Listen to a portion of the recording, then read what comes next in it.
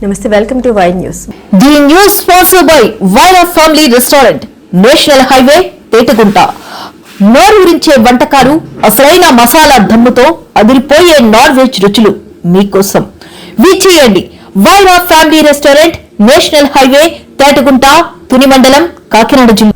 అభివృద్ధి పేరుతో అనకాపల్లి జిల్లాలోని సముద్ర తీర ప్రాంతాన్ని డంపింగ్ యార్డ్లా మార్చేస్తున్నారని సిపిఎం నాయకులు మండిపడ్డారు. అనకాపల్లిలోని సిపిఎం కార్యాలయంలో మీడియా సమావేశంలో మాట్లాడిన సిపిఎం నేతలు కోటేశ్వరరావు, అప్పలరాజు అభివృద్ధి పేరుతో రాసాయనిక పరిశ్రమలు ఏర్పాటు చేసి మత్స్యకారుల బతుకు తెరువుకు ఎసరు పెడుతున్నారని ఆరోపించారు. ప్రజా వ్యతిరేక విధానాలపై రాజులేని పోరాటాలు చేస్తామని హెచ్చరించారు.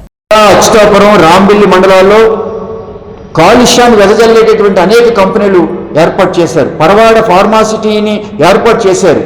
ఏదైనా అదనంగా మరో రసాయన కంపెనీ, మరో మందుల కంపెనీ పెడితే పరవాడ ప్రాంతంలో పెట్టాలి. ఆ రకంగా కాకుండా మన సముద్ర తీరాన్ని మొత్తం ఒక డంపింగ్ యార్డ్గా మార్చి అభివృద్ధి పేరుతో అనకాపల్లి జిల్లాని ఒక డంపింగ్ యార్డ్గా సముద్ర తీరాన్ని మార్చి సముద్ర తీరంలో మత్స్యకారుల జీవితాలని లేకుండా చేయాలని ఇవాళ ప్రభుత్వం కార్పొరేట్ కంపెనీలతో వాళ్ళ లాభాల కోసం ఈ రకమైనటువంటి అభివృద్ధి పేరుతో ఈ కుట్ర చేస్తూ ఉన్నారు. దీన్ని మేము తీవ్రంగా ఖండిస్తూ ఉన్నాం. ఇటీవల కాలంలో మనం చూసాం, ఎస్ఎన్సీ కంపెనీలో ప్రమాదం జరిగి 17 మంది అక్కడికక్కడే ప్రాణాలు కోల్పోయారు. అనేక మంది క్షతగాత్రులు అయ్యారు. ఆ కుటుంబాలను ఆదుకునేటటువంటి దిక్కెవరు? మరి ఆ రకమైనటువంటి ప్రమాదకరమైనటువంటి కంపెనీలు అనకాపల్లి జిల్లాలోనే ఎందుకు పెట్టాలి? మేము సిపిఎం పార్టీగా అభివృద్ధికి మేము వ్యతిరేకం కాదు. అభివృద్ధి జరగాలి, పరిశ్రమలు రావాలి. ఈ పరిశ్రమలు కాలుష్యాన్ని వెదజల్లేటటువంటి పరిశ్రమలు కాదు.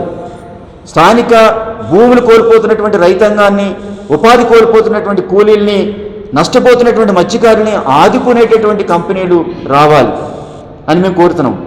దీంతో పాటుగా అక్కడ ఆర్సెలర్ మెట్టల్ నిప్పన్ స్టీల్ ప్లాంట్ మొదటి విడతకు సంబంధించి 2020 ఎకరాలు కేటాయింపు చేశారు. రెండో విడతలో టౌన్షిప్ ఏర్పాటు చేయడం కోసం 440 ఎకరాలు, అలాగే ప్లాంట్ నిర్మాణానికి 3800 ఎకరాలు ఇప్పుడు అదనంగా సేకరించాలని చెప్పి చూస్తూ ఉన్నారు. అవన్నీ కూడా సారవంతమైన భూములు. మినీ కోనసీమని తలపించే పద్ధతిలో జీడి, మామిడి